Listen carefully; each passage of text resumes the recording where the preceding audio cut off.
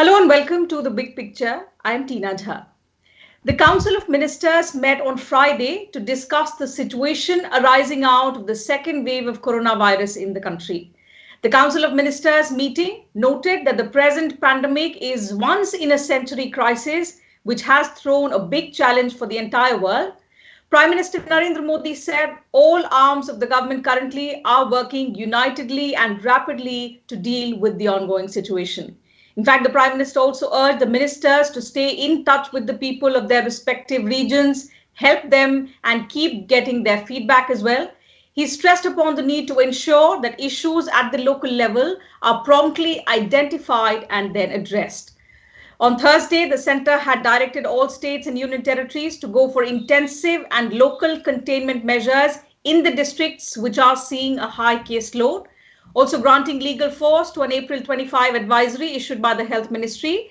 The Ministry of Home Affairs had issued an order under the Disaster Management Act for its immediate implementation by the states and the union territories. So as per the advisory, the states and the union territories have been asked to identify districts where either the positivity rate is more than 10% or where bed occupancy is more than 60%. Districts fulfilling any of these criteria should be considered for taking intensive containment measures. That's what the MHA order says. And the order also states that national directives for COVID management, which require the basic rules that we have been following, that is wearing of face masks and social distancing in public places, encouraging work from home, shall continue to be strictly followed. All district magistrates they are in fact required to strictly enforce implementation of these measures. So on the big picture today, we will analyze with experts the containment measures. How effective are they in breaking the chain of transmission? Will they help flatten the curve of the second wave, which has hit India severely? And what more immediate measures would be required on part of each one of us to fight the second wave of the pandemic? So to discuss all of these aspects and much more, I'm joined on the program by two distinguished panelists. Let me introduce them to you. I have with me Dr. Raman R. Ganga-Khedkar, Member, National Task Force for COVID-19, and Dr. C.G. Pandit, National Chair of the ICMR, and Dr. K. Madan Gopal, Senior Consultant Health, Niti Aayog. Thank you to both my guests for joining me on this edition of The Big Picture. Dr. Madan Gopal, let me begin the program today with you, because the Council of Ministers met today to discuss the ongoing crisis posed by the second wave, and they noted that the current pandemic is once in a century crisis that the world is facing. As India grapples with this massive second wave of the outbreak, where the priority has once again come to saving lives, what are the immediate efforts that have been undertaken to try and contain the situation, which seems to be spiraling out of control? Second wave has caught us unaware. That means we were expecting that some surge will happen, but suddenly the spike has happened so fast that whatever preparedness which were suggested, they were not found to be adequate. One of the priorities now is to save lives, and for any pandemic is to reduce the mortality as well as preventing the chain of transmission, that the transmission of infection. For that, two parameters, as you have rightly pointed out, that the positivity as well as the occupancy, bed occupancy in the hospitals, that has been identified, and the states have been asked to identify such districts and institute some containment measures there. The containment measures have been given in the form of a directive which have been issued by Ministry of Home Affairs, I think day before yesterday or in a day, they have issued this thing, and it has to be followed. Basically, it talks about the guidelines, it talks about the strategies for containing this epidemic, the new surge. And the second thing, it talked about what individual level precautions we have to take, then what public health response is required, and how the containment measures are to be taken in these areas. Side by side, what is going on, because based on the consumption pattern and based on the experience, first priority is preventing deaths. For that, you might have seen that at the highest level, they are monitoring the oxygen supply.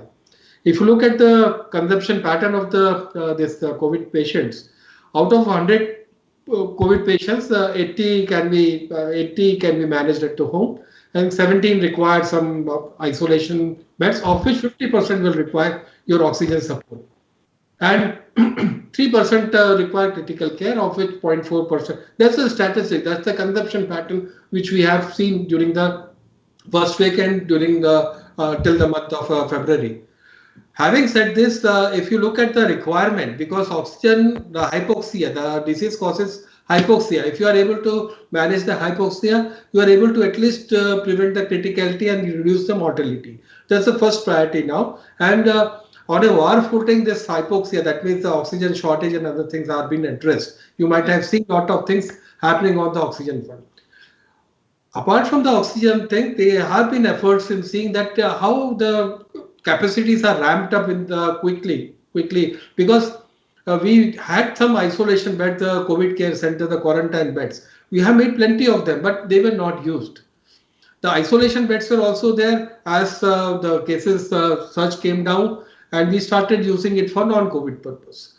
Now, majority of the cases, we have just reversed the earlier thing, that means now we are again focusing on using the available capacities for COVID care only. Because our first priority is to see that how the patients' lives are saved and the transmission is also reduced. Okay. Dr. Raman Ganga Khedkar, do you also think that the second wave has caught us unprepared? In the first wave, we were more than prepared. We had been taking preemptive measures, and that's why the damage done to India was not as much as we've already seen in the first few weeks of the second wave that has hit us. So when we aim towards reducing transmission, we are seeing the center has directed states and the UTs to implement intensive and local containment measures. What are the kind of containment measures that local authorities should go for so as to break the chain of transmission in the current scenario, where the priority once again is on protecting lives as well as livelihoods this time? See, there is a big difference in first wave and second wave. One thing which we have to realize, in the first wave, we were trying to stop the imported infections from other countries, whether it was China, whether it was Far East countries or Italy, some countries in the Europe, and even for that matter, Saudi Arabia or Dubai. So essentially, the entire time that we got through lockdown was utilized for ensuring that the spread doesn't occur. Yeah. But now when the second wave comes, in the second wave, what is the most damaging aspect that one needs to recognize? The infection has already, the seeds of infection are sown in different states, different districts, and then in the second wave you will find that it's more like a community transmission that we used to be asked about. Yes. Now when that starts happening, the rise in number of infections continues to be very stiff. No, but did we ever expect that it would be as sharp as we had seen? Perhaps not. I think what is also important for us to remember is, if we want to stop this particular infection from growing at a rate at which it is growing, or even the challenge that it is throwing to healthcare infrastructure, lockdown is absolutely no situation nationally. Now, if you have to, lockdown only ensures that the mobility of individuals is restricted, and therefore their exposure will be lesser and the number of people who would be infected would be lesser. But here the seeds are all across. So lockdown can never serve a purpose at a national level. So what do? You go for calibrated lockdowns. And what do we exactly mean by calibrated lockdowns? You might, look at the gradient that could be there. It could be a district where the lockdown could occur. It could be a small town or a city where lockdown could come in. The lockdown could be complete or partial. You look at lockdowns at the level of apartment complex. You try to restrict movement of those when you detect X number of cases. Then you think in terms of reducing the mobility of an infected person by looking at the flats which he is occupying. So lockdown is always a calibrated approach in this particular level, because one needs to understand one thing, that when you put lockdown, Earlier we had to take the risk because it was imported infection.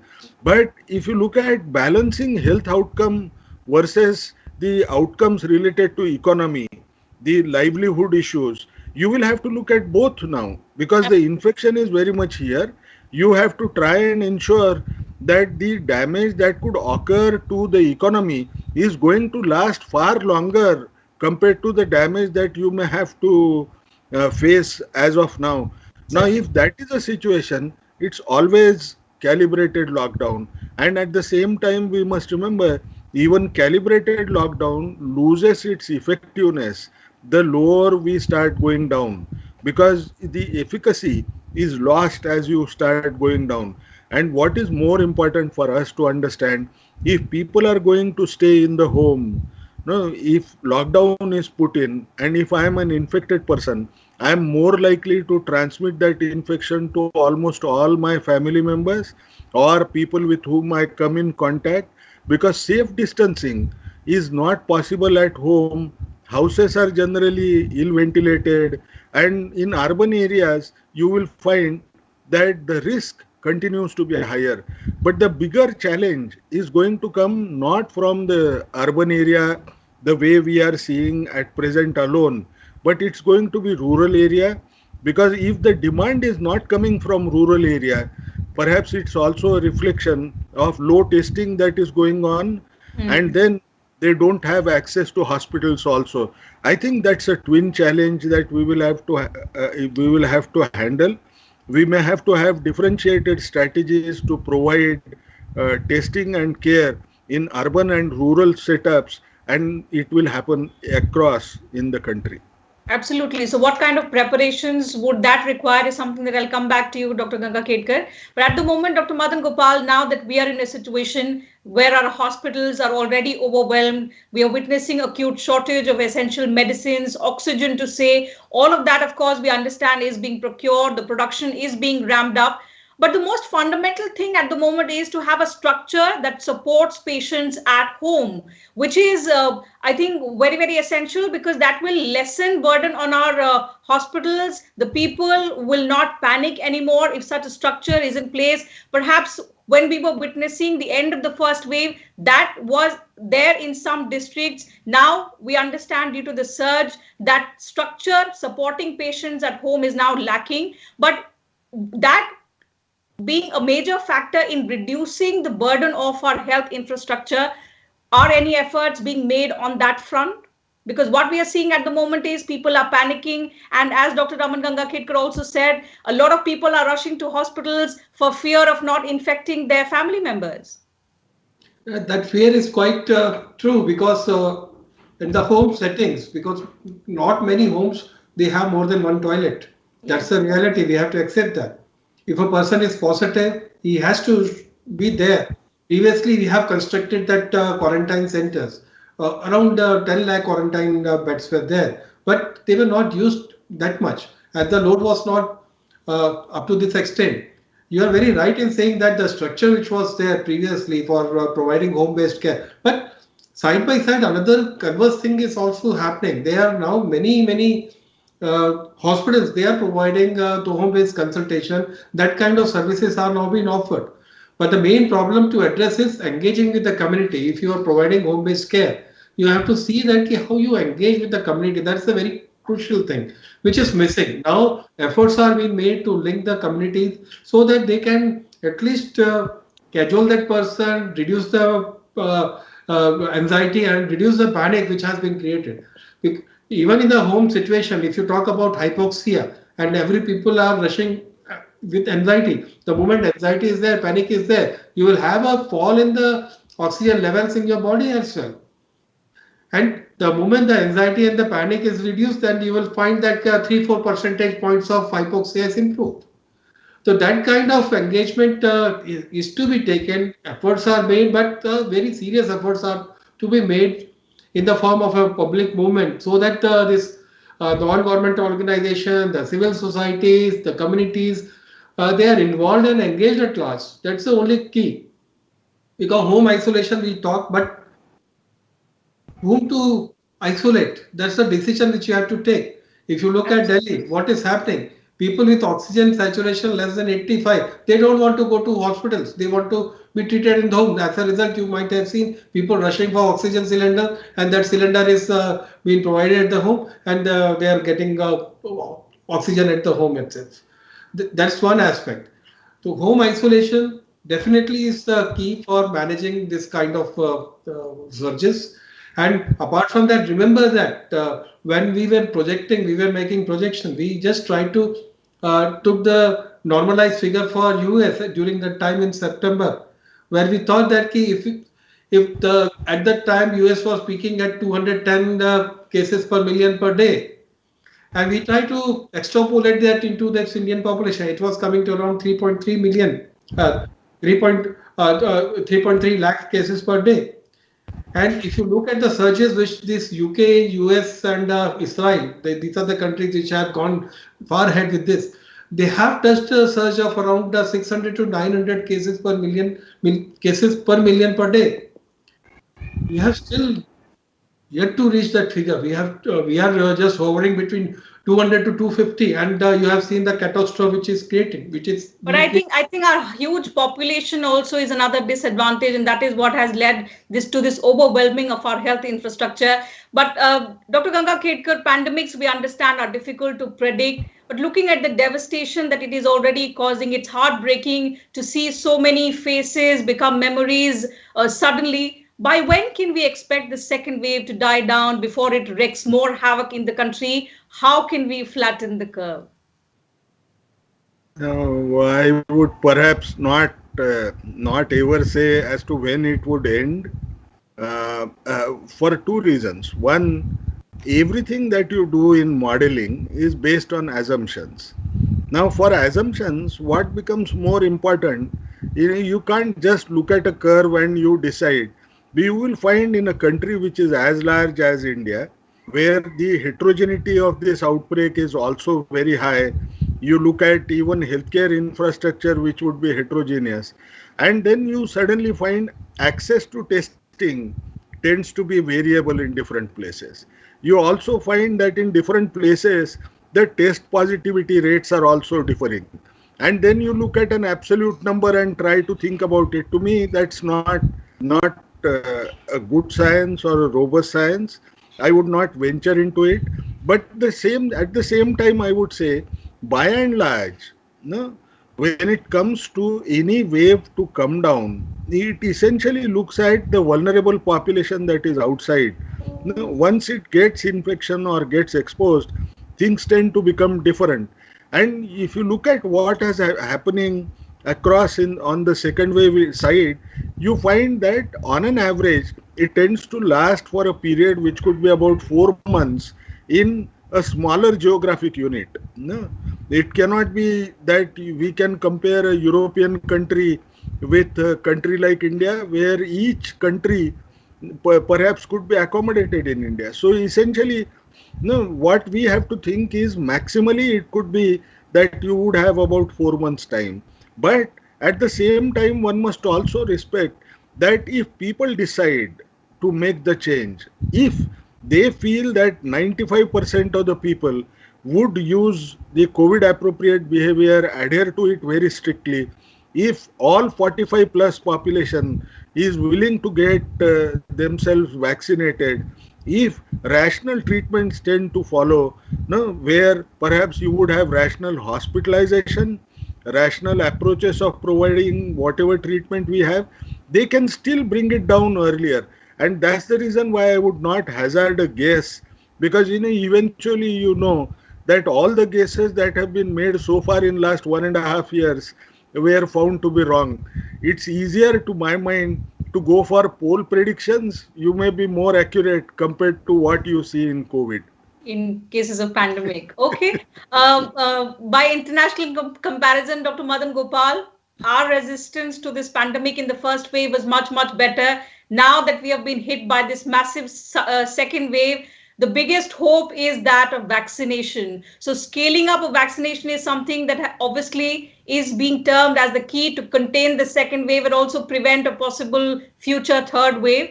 That decision is something that is welcomed by the government to expand it to all above 18. But then the biggest challenge that we are facing towards our vaccination drive is that of shortage of vaccines. How do we take care of this? Because if we are to vaccinate a significant population in a very less time, that is, how do we ensure that it happens smoothly?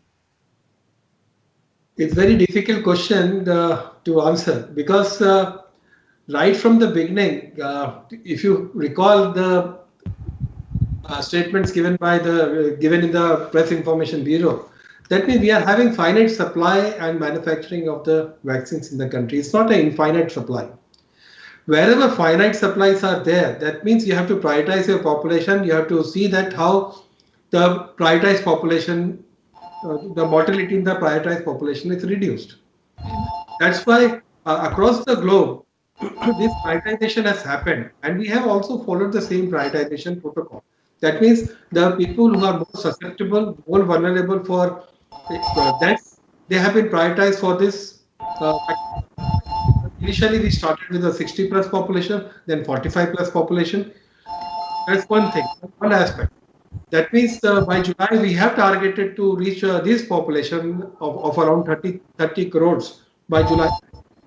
But if you look at the production of the vaccination in the country, that's finite. That means right from the beginning, we have the capacity to produce around 8 crore vaccination per month, 8 crore doses per month. And you look at the number, we are having now 12 crore first dose people who have been given first dose vaccination. We have to give them second dose. We have to cover the remaining population of this 45 plus. That means around 14-15 crore population is remaining. And now we have to inoculate the 18 plus population, that is around 60 crores. Sputnik is also coming, the third vaccine is also coming, but unless the indigenous productions are ramped up, so it's very difficult to cope up with this required. That's why we have to prioritize, and we have to see that the first priority groups are complete, then the other thing. It is a welcome step that every vaccine is there, but we are hoping that the other foreign vaccines also coming to India and they start supplying, so that the pressure on the domestic manufacturers has eased out. So apart from that, side by side efforts are being made to ramp up the domestic manufacturing capacities. Efforts are going on. Suppose if I want to manufacture today, some ramp up facility is there. It takes around 3 months to have the facility to start rolling the next batch of vaccines. That kind of effort is required. It's not that the government is not serious about. They have been thinking. They are working since last September to ramp up the existing capacity. It's not that they have started today. That thought is already there, and they are already in the process of ramping up. I think we would be in the coming days. We can hear good news about the other vaccines and other things. That kind of hope is always there. Yeah, and we are all largely hopeful that because in terms of registrations, the response has been quite good. Now we're all hopeful that the states begin this vaccination drive very, very soon. Dr. Ganga Khedkar, what kind of difference will the vaccination drive make to this second wave, which is wreaking havoc in the country? So, or could there be more such waves in the future? How should we be prepared, not just in terms of ramping up our vaccination, as Dr. Madan Gopal said, but also in terms of other measures that we should continue to take so as to prevent a possible third wave? One thing which I would say is, how do you handle second wave? If you have to handle with vaccine as one of the only strategy that you have, in addition to COVID appropriate behavior, we need to roll out a vaccine rapidly, because this is not a vaccine which is perfect in its sense that it is able to prevent the transmission of infection. Yes. It only prevents the adverse impact that you could have with respect to severe COVID disease or death that is associated with it. So rapid rollout of a population which is 45 plus, which is known to be vulnerable, most vulnerable, is an essential thing to my mind. Now, will this even help? Even at this point in time, it does help. If you actually look at one of the best examples that has come, apart from Israel and USA and UK that is most often talked of, let's look at a developing country similar to us, and that's Chile. Now, in Chile, the entire wave was so sharp. No, they were also crumbling at that juncture. But what they did was they went ahead with a massive drive towards vaccination, and the number of lives that they could save was so huge that it made a whole lot of sense in terms of handling this outbreak. So you need to proceed fast ahead. Now, how do you proceed ahead when you have issues with vaccine supplies? I think it is important to look at different platforms. No? Not all vaccine development platforms are scalable. No, let us look at inactivated vaccine that Bharat Biotech has produced. You can't ramp it up supplies in a very short period of time. Similarly, for adenovirus, vector-based vaccine, where we are trying to support both, the AstraZeneca as well as Sputnik vaccine, it's very difficult to ramp up quickly. But at the same time, if I use mRNA-based vaccines, mRNA vaccines are very easily rampable. So we will need to take a crucial decision as to what kind of a mix of these vaccines can be produced. Fortunately for us, we have one of the companies which is already trying to develop its own mRNA vaccine using a replication competent virus. But we could even think in terms of patent pooling and getting those patents of established vaccines outside and use our biotechnology base to try to produce more of them based on mRNA technology. That will be perhaps a useful thing. Even if people get single dose, it makes a difference. You can see that kind of a change that occurs in epidemic curves across in the world. The first dose alone makes so much of a difference. Let the second dose happen as time passes by. You may have to rely on different technologies and move ahead. I think the answer essentially lies with a rapid rollout, but this rollout is also going to be fraught with some challenges, because the moment you start thinking in terms of rollouts in priority groups, you will find that the variants will come up. So it would also essentially mean that you may have to ensure that you would have research and development capacity well developed to identify another booster dose or develop a booster dose against the newer variant, which could be challenging for the efficacy of the vaccine in preventing transmission. I think we need a comprehensive step. The challenge, of course, is very huge before India. Our population, in a way, seems to have magnified the crisis. It will also perhaps elongate the time that we might take to overcome this crisis. But as we have shown in the first wave, we have been able to show resistance to this pandemic in the first year, which was, in fact, by international comparisons, very remarkable.